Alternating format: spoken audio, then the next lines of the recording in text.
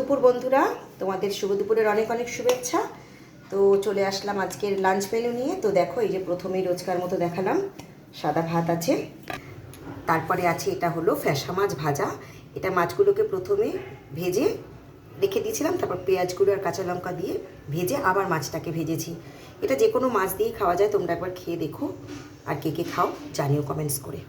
আমরা তো খুব ভালোবাসি এরকম করে খেতে।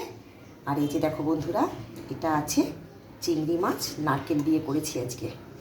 নারকেল দিয়ে চিংড়ি মাছ করেছি, খুব ভালো লাগে এটা খেতে, জানো তো বন্ধুরা। আর এই যে এই মাত্র নামালাম হচ্ছে রুই মাছ। আজকে রুই মাছটা বানিয়েছি মানকচু দিয়ে, মানকচু আর আলু দিয়ে এরকমভাবে বানিয়েছি। এটাও আমরা খুব ভালোবাসি, মেয়ে আজকে বলেছে এভাবে বানাতে, তাই আজকে এইভাবে বানিয়েছি। তো এই ছিল আজকের রান্না বান্না, আজকের লাঞ্চ মেনু তোমাদের সাথে শেয়ার করলাম। কেমন লাগলো জানিও তোমরা কমেন্টস করে।